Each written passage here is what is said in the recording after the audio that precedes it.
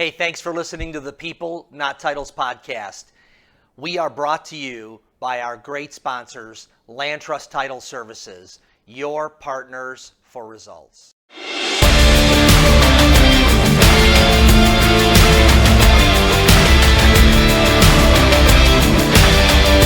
Well, hello, this is Steve Kaempf with the People Not Titles podcast, and I am really elated today to have someone who's becoming a really good friend, Hunter Durham, who is the Chief of Staff of Consumer Co. And also they're working on a website called homeowner.com. And Hunter, thank you for being with me this morning. I really appreciate you spending time with us. Yeah, absolutely, Steve. Looking forward to it. Yeah. So Hunter, you caught my eye when I started to read about just the issues that you've been facing with a business that didn't go the way that you had hoped and planned. And so I wanted to start there with just kind of your career journey, taking us up to where you are today. A lot of our listeners are people that are either starting a hustle, or they're in the middle of a hustle, or they're just trying to figure out career path. And I see you as a person that has really is really consciously trying to craft a life for yourself. So let's kind of go back to the beginning of when you started kind of your career journey. Yeah, I mean, if we go all the way back, in college, I had quite a few, I don't know, you can call them prestigious internships, I guess. I started with Red Bull, in their marketing department, kind of helping market Red Bull across campus, and got to do a lot of cool things with them, as you can imagine. That seemed to go well. There's a lot of kids drinking that. Yeah, I'm still a Red Bull fan. We're still a Red Bull family for sure. And then, transitioned to an internship at Dell, where it was, more on corporate marketing, kind of high level, branded solutions. And then from there, went over to Microsoft, and kind of the partner program. And that kind of turned into a full-time job with Microsoft, helping lead one of their like SQL database partner programs kind of globally during my senior year of college. And then from there, kind of the first full-time job after college was at Facebook. And that was in digital advertising. I was kind of an account manager for high growth e-commerce advertisers, helping anyone from, Johnsonville Sausages to Pacific Life Insurance to small e-commerce companies really grow. And that was when you could kind of put money in Facebook and get money out of Facebook. It was, a really good time for advertisers to be on the platform. And I love that job more on the people side of it. I just got to meet with clients and CEOs and had about a book of business of 50 people. So it was just like constant interaction, helping people in their business. And I'd say that's where, the consulting side of, I don't know, just kind of where I transitioned into more of an agency after that. Kind of took that same approach of, a lot of times at Facebook, it was the ads were working. So like the only roadblocks I had was like, how do they get more inventory? How do they get financing? How do they, remove these other roadblocks on their business to be able to spend, a lot more money? And so kind of took that same approach and built a little agency. So was part of your agency to really help people master the Facebook algorithms and such? Yeah, I definitely say that was a large part. A lot of our clients were primarily, Facebook ads clients. And so we took it from a very financial perspective of, what can you afford? How do you make sure your business strategy kind of plays into, how Facebook serves the ads? And then, we would kind of coach them on what we need from a creative perspective, product perspective, to really make sure that there was, they were successful on the platform. And so, that was really my first business. And, that is, kind of what started everything. It was called Impact Industry Marketing. And, before it kind of took off, I had this, this vision, or this goal to kind of like make a greater impact, in business. And, so I put together the plan of, hey, let's go buy businesses. And this is like 2019, before it was popular on Twitter and, kind of blew up in the last couple of years. And so, put together the plan, started reaching out to my network, started reaching out to some, people I'd maintained relationships with over the years. And then the agency took off. It was like, first couple of months, it was like 10K, 20K, you know, just like really rapidly. We were at, you know, over a $300,000 run rate by the end of the first year, you know, Wow. and so like it kind of. Hunter, just press pause for a second. So Yeah. did you leave Facebook at this point? Yeah. So what was that like? Were you married when you left Facebook?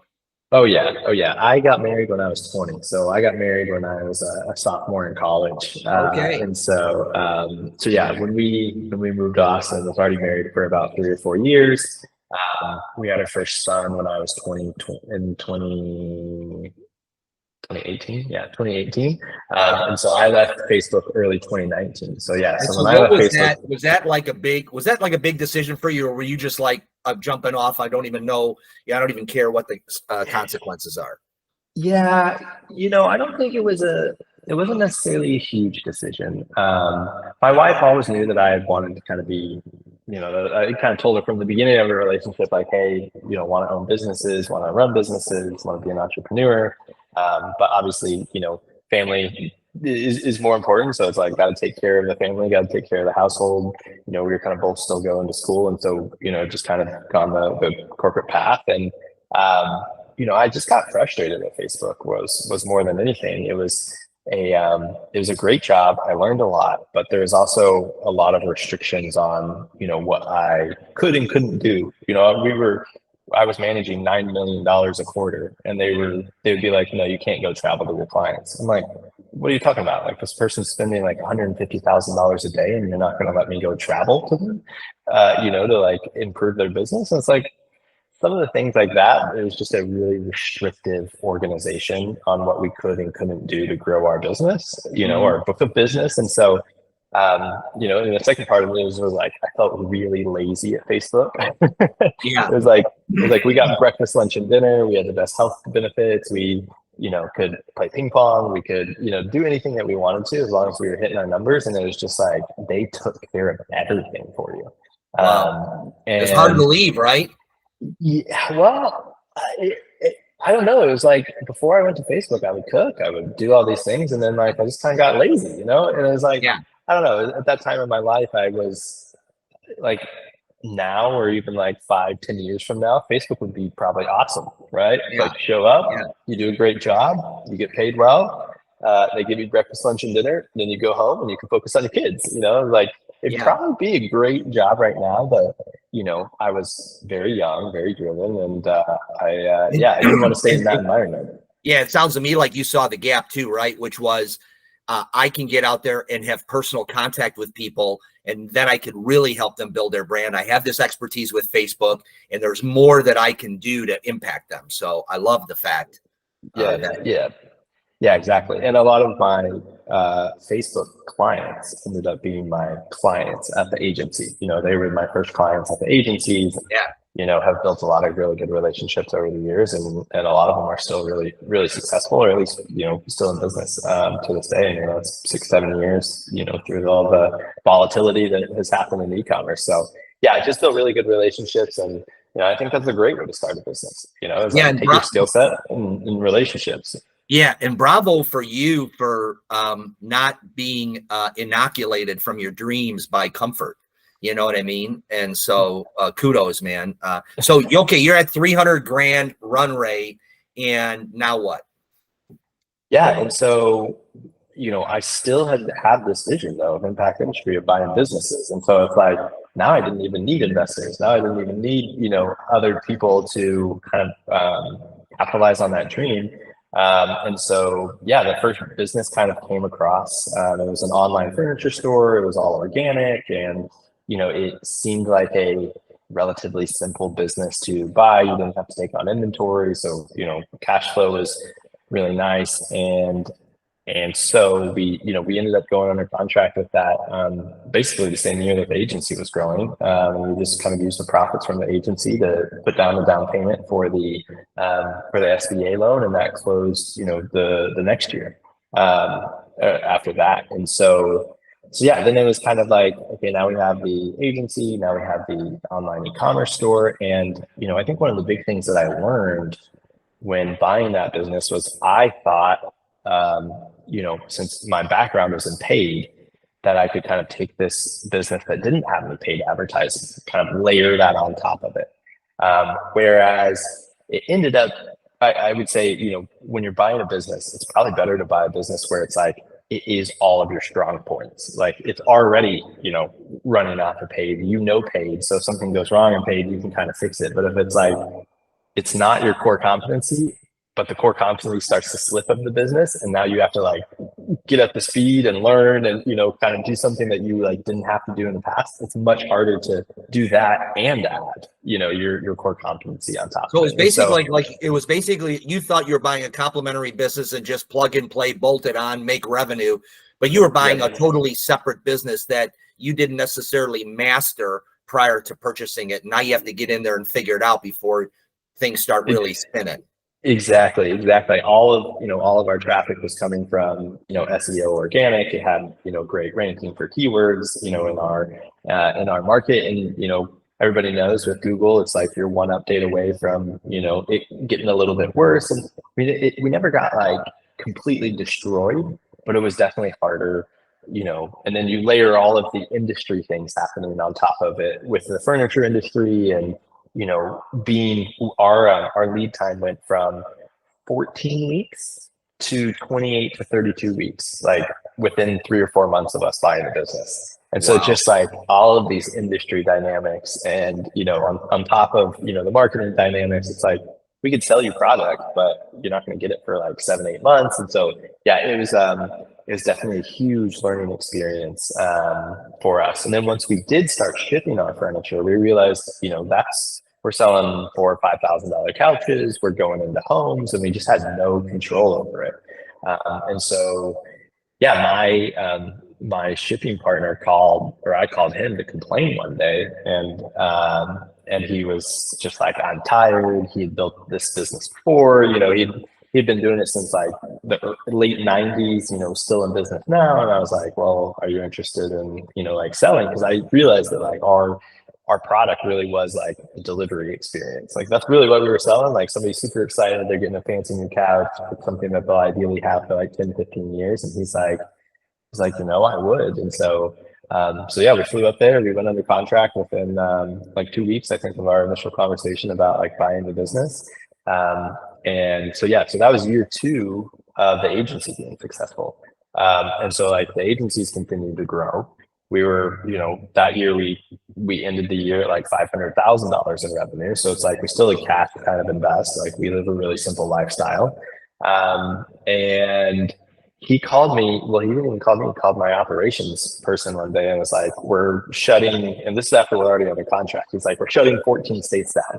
And so I was like, okay, why? You know, like we were already under contract. We're supposed to buy the business, and he had signed a large client, like a more corporate client, and he needed to kind of like increase the service level. So he like shrank the amount of coverage that he had.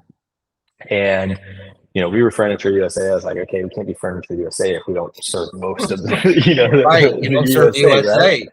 And so he had mentioned actually that he owned the building of a competitor in town. And, you know, that competitor would kind of fill in those spots. And so, yeah, he called that guy and asked him if he wanted to sell as well. And so, you know, a relatively small deal turned into a relatively, you know, medium-sized deal of 2.8 million over the course of like a month. And so, yeah, then we got that over the finish line into the 3rd year of the agency. And so, yeah, that was kind of like the origin story of all of that. And what ended up happening is that big client he signed ended up being kind of what ultimately led us to our downfall as well. So they were the big client he signed, even though they were our best customer, they were the highest margin, you know, it took a lot of working capital to service them. You know, they ended up being, before the acquisition, they were only like 10% of our business. They ended up being like a $3 million client and 50% of our business after after a couple of months on the acquisition. And so, you know, the customer concentration thing that people all stay away from it, like it wasn't part of the acquisition, but it quickly became a huge risk to us. And so then they ended up filing bankruptcy and owing us about $700,000. And when it was all said and done, we're not going to see any of that. So that's what ultimately put us into bankruptcy as well. Mm. And that took the agency down as well. Well, it didn't necessarily take the agency down as well, but we started operating this, we're running our own trucks. There's 30, 40 people in this business in North Carolina. We have 2 warehouses, so it's like this very operationally intensive business. And so, the third year of the agency was still successful, but it was, had some client concentration as well. And I was putting all of my focus into, this operationally intensive, this cash intensive business. And so a lot of my focus just got shifted. Were you near this business, Hunter, at all, or were you managing from a distance? Yeah, I was managing from a distance. So we had people who had been in the industry for 30 years, kind of managing the day to day, running the routes and everything. But, I think one of the things that I talk about a lot is it's not the same business when you lever up an acquisition. It's like these businesses were, it never had debt, it never had, this kind of more sophisticated financial, model that you kind of have to look at the operating model and know the working capital. And so, I quickly realized that like they didn't have the ability to run it financially. They were just used to kind of like collecting cash, putting the cash in the bank, paying the employees out of that cash. And it's like, okay, well, now you got to also think about how do we service, $30,000 in debt every single month. And, we might need to extend, instead of paying the bills on the first of the month, we need to pay them on the 15th of the month. It's like, so all of those like operationally, nuances of kind of levering up with debt were just things they never had to experience before, even as they were managers of prior companies. And so, I would say I don't know that I got some good managers in there, but I never got a good CEO in. So I was kind of, having to play a little bit of that role, from afar in Puerto Rico. Yeah. Hunter, people who listen to this podcast know that I went through my own journey through the Big Short period of time. And I look back at that period of time and often think, what would I have done differently and what could I have done? And part of me lands in, some of the things that I could have done differently, which I've discussed ad nauseum in many different recordings. But the other part of me lands on what would it be just like rearranging the deck chairs on the Titanic, in the sense of that, I hit a period of time economically that, it just, I don't care which way you set the chairs up, they're all going to wind up in the drink. When you look back at this, like kind of period of time, are there, what are the big lessons that you've taken away and said, okay, I think I would do this differently if I could. I don't know if it would have worked out, but I would have done this differently now that I know what I know. Yeah. Yeah. I mean, one consistent theme is like vision kind of killed me. It's like the vision was not the agency. It was like this impact industry thing. And so when the agency, were buying businesses and kind of like turning those into making an impact. But when the agency started being successful, it was like my eyes were still kind of focused on that original vision versus like, hey, this agency can fulfill that vision. It was like, it just like, you have it, right? Yeah. Yeah. Like this is the pathway to the vision, as opposed to you need to add to this. Exactly. I never shifted, my focus fully to the agency. And, there was a lot of things like when I was at Facebook, I never told clients to work with agencies, I was just like coaching them through it. And, so there was like, and I even told my clients, like, I never wanted to be an agency, but, I can help you. And, it's kind of, that was my sales pitch, but, I never fully shifted my focus to the agency. And I think if I would have done that, I wouldn't have been looking at, buying businesses. I wouldn't have, even had that thought in my head. And I think the agency could have been something, that ultimately accomplished the vision long term. But at the same time, the amount of learnings and going through the process and knowing what it takes to get, multiple deals over the finish line with multiple different sellers and, getting 3 SBA loans approved within 1 year. And, so a lot of these things that did happen, I think has set me up long term to be able to like have those, tools in my tool belt to be able to, go and accomplish whatever I want to in the future, as we rebuild. And so I don't know that I would have changed a whole lot, now that I know what I know, right? It's just like, I love that answer, by the way. You know, it's like it's the price of the education, you know, in many ways, that you have right now. It was part of it was, you know, the failure is part of the tuition. You know what I mean? And so bravo to you for not looking back at it. Oh, if I only could have, or I only would have. I too, the same thing is that I would have never chosen the school of the Big Short and all that, but how I came out of it and all of the maneuverings and all that has just made me a more valuable resource for others now, you know. So, you know, God bless you for going through the fire for the rest of humanity, you know, in many ways. yeah, exactly. And I think, you know, there's been a lot of beautiful things that come out of it too. Like you said, like helping people, you know, I know you're helping people with the IRS stuff, and Yeah. I've had dozens, you know, probably dozens and dozens of people reach out, you know, after kind of the story has been, you know, shared. I've only had one guy that was not very nice, but for the most part, people have reached out and like, you know, sought help. It's like nobody really wants to go talk to a lawyer. They want to go talk to a friend. And I don't think a lot of people 100%. have, you know, I don't think a lot of people have good friends that they can go talk to about bankruptcy, or even just, you know, talk about what they're going through. You know, on the business side, a lot of times, you know, especially as husbands, it's like we don't really want to put all of that on our wife, as you know, they take on so much of our emotions and our kids' emotions, and so it's just like there's a lot of men, you know, that have reached out, and men and women, that I've been able to just like coach them through it, because I was on like both sides of it. You know, it's like I got my customer who's filing bankruptcy, you know, or threatened to file bankruptcy for a couple of months before. So I'm, you know, paid a bunch of lawyers to kind of deal with that situation and understand bankruptcy, understand what can happen to us, what could, you know, go through it. And then, you know, eventually I'm now on the other side of it, where it's like I had to file bankruptcy myself. And so, you know, there's just a lot of knowledge that I had to suck up in a very short amount of time period. But ideally, you know, now I can help others and kind of go through that situation, and kind of be their support. And that's been, you know, a really beautiful thing that's kind of come out of this whole process. And what I've always wanted to do is, you know, is impact people and impact others, and do it through business. Yeah, Hunter, I want to talk about that and what you're doing right now, but I want to talk first about kind of the dark night of the soul, which is that that moment that you get to where you go, okay, this isn't going to work. I'm scared. I want to provide for my family. You know, I believe that God has a plan for me, but the walls are crashing in and I'm alone. Did you get to that point?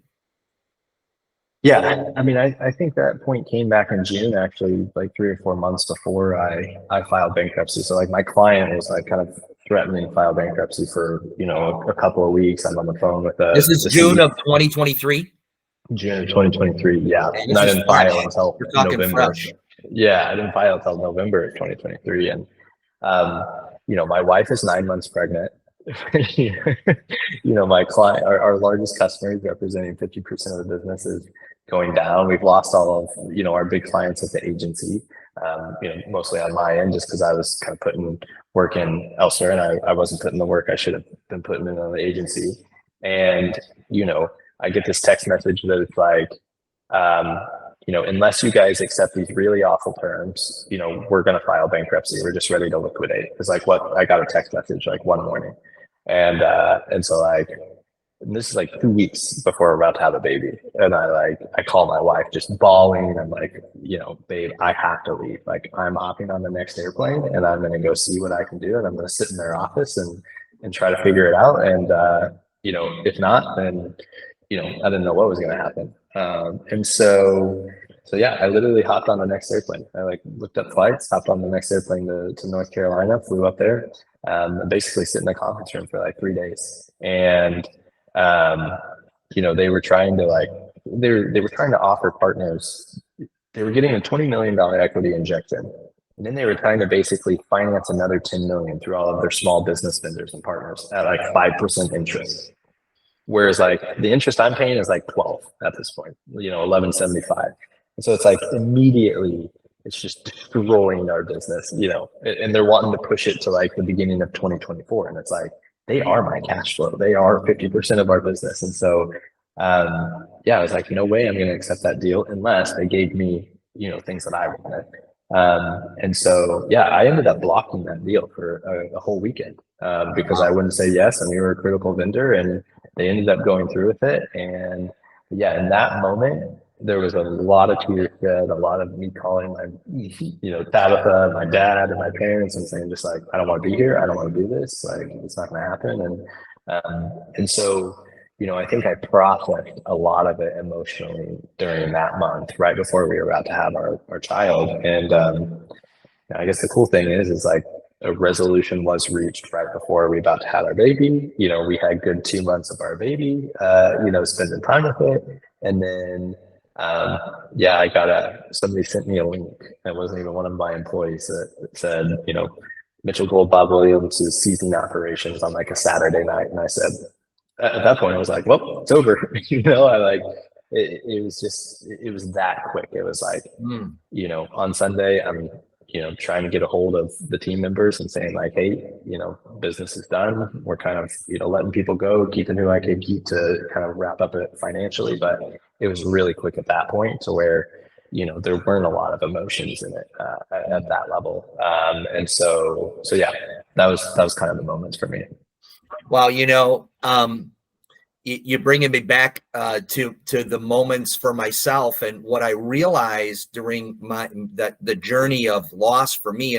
I prayed often, Hunter, that I live with a lot of fear, and I prayed often that God would remove the fear. And the path through fear, or to remove fear, is surviving fearful situations. You know what I mean?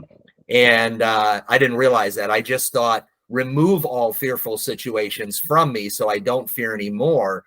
And so you become fearless by walking through that valley of the shadow of death, that's like, it was so obvious, like, well, duh, but it wasn't obvious to me. And so I wonder if there was a shift in you, if you saw during that period of time, there's all these outside things that are happening in your life that are temporal, and people can view them, and they're numbers on a sheet and conversations with other humans. But what was God doing inside of you at that time? Yeah, I think, a lot of it was just like relying on him. Yeah. It was just like a lot more time was spent with him, and it's probably the time I was supposed to be spending with him anyways, at the end of the day, right? And it shouldn't have taken that level of pain to, spend that time with him. And so I think that was a big thing that was kind of happening in my faith, and during that time period, was just, relying on him and knowing that like, he's also provided a lot of things that I knew I was going to be okay, right? I had a good family. I had people who supported me. I had mentors. I had people I could call. I had friends, who I could pick the phone anytime. And, he allowed me to use those as well. And so it's like a lot of, I think, just the joy and the grace that, experience that I've had, it never felt to the point of despair. And so I think a lot of that is just knowing that, I serve something greater, and this time period was just a time period and a speed bump in my life, and that he was going to bring me through it, and that I was going to still have my kids and my life, after all of that. And I wasn't going to sacrifice them either, to save this. At the end of the day, that's just not what I was going to do. I did my best, right? Like, I having to hop on that plane 2 weeks before my wife was due, like, that was a really tough call to make, but I think it was the call that that was probably the most I was going to do, and that's pretty far. Right?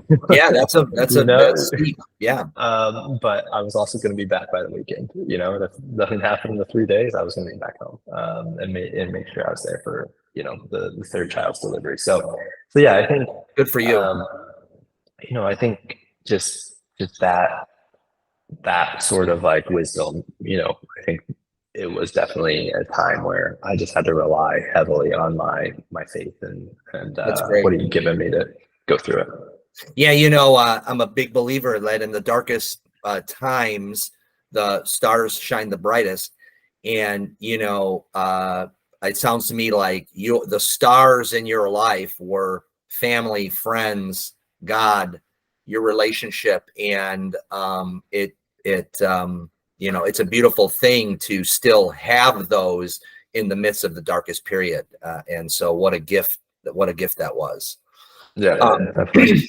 Okay, so Hunter, so how did you get to Puerto Rico? Because you're in Puerto Rico. Talk about just your move down there and what that's done for you. Yeah. Everybody thinks it's because taxes. It's not actually. My wife and I traveled a lot to Central South America as we were, early married, and even when we had kids, our first couple of kids, we were still traveling as well. And, was it leisure travel or mission work or leisure mission work? We've kind of been all over World Cup. Went to Brazil in 2014. Oh, bro. Yeah, so we had kind of been all over. We knew we liked it, and I studied a minor in college, but we got married pretty young, so we never did like study abroad or anything like that. And so when we had our second daughter, when our daughter was born, was our second child. My wife went back to work one day and she wouldn't take a bottle, and so she was like, "I quit." She's a pediatric intensive care unit nurse, and so after that, I was like already working from home. This is like early agency days, and already working from home. Could work from anywhere. And so like shortly after, I was like, so does that mean we can kind of live anywhere now? Like there's nothing tying us to Austin at this point. We were in Austin at the time.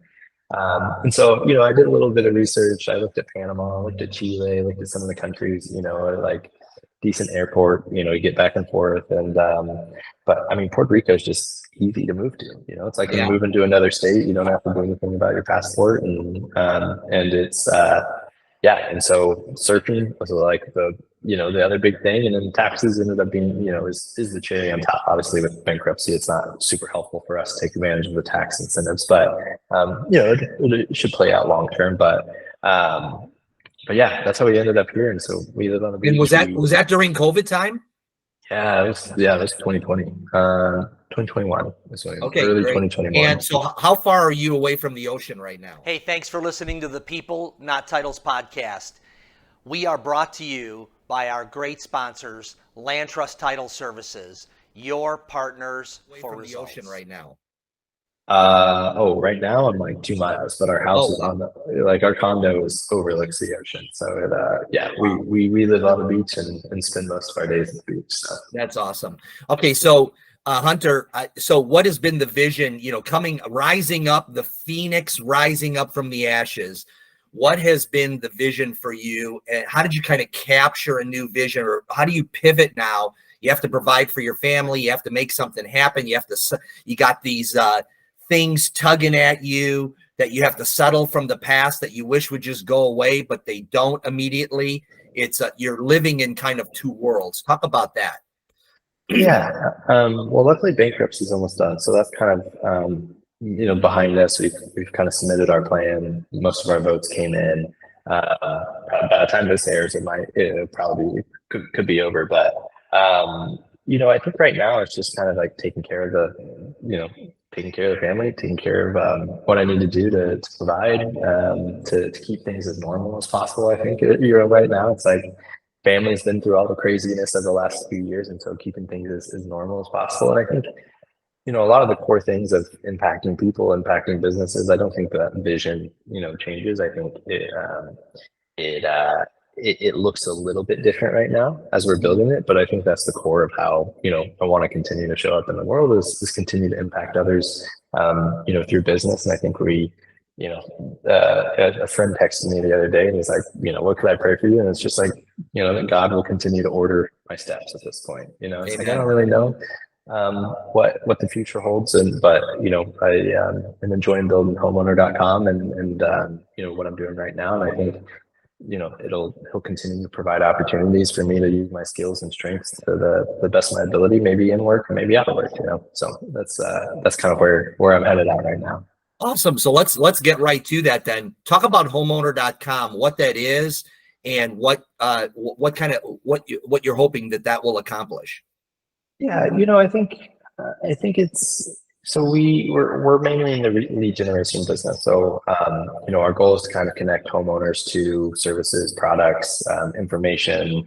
To ultimately make owning a home a little easier. I think a lot of people are like, I want to own a home, and then you start to own a home, and you realize that there's just a lot of like, especially here in Puerto Rico, I call it the beach tax of like our door handles rust out every 3 months. So I'm changing those all the time. But I think, the ultimate goal of homeowner is to be a place and a resource for to make home ownership easier, and just being able to kind of provide those resources to consumers and work with partners and businesses and to kind of bring all that together in one place. And so I think that's been, kind of a good project, good next project, just being in kind of the home services space and, working with delivery and, now kind of reaching back out into the SMB community and the network and kind of, build those partnerships with pest control or home insurance or all of those things to kind of continue to provide those benefits to homeowners on the platform. And so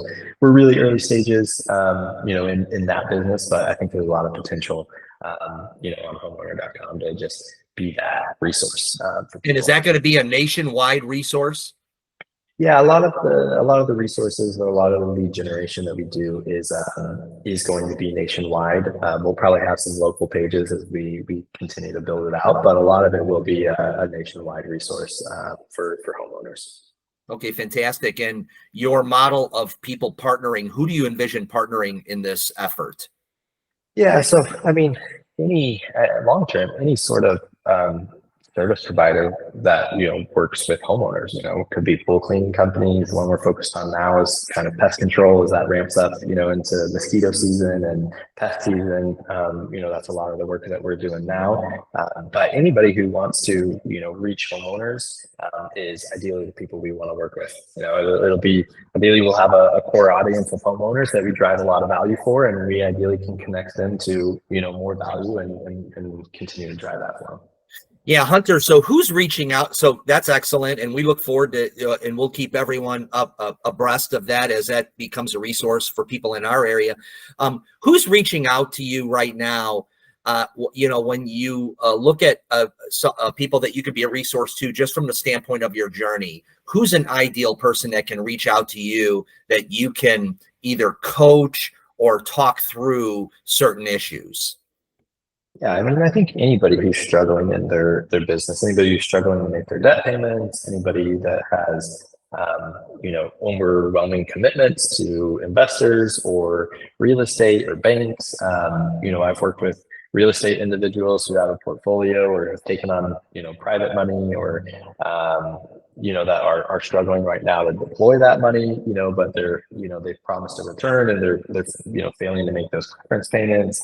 Small businesses who've also taken on SBA loans. There's just a lot of things that with an SBA that kind of like, they add a bunch of requirements to buy the business, but they also add a bunch of, requirements if you have to liquidate or you have to file bankruptcy or shut down. So, anybody who's struggling, I'm always happy to take a 30-minute phone call with them and be an ear, be a support system, and at least connecting, in the right direction. And I might not be able to help them directly, but I work with people like you, to be able to guide them wherever they might be struggling and, ultimately just be a resource for them in that area.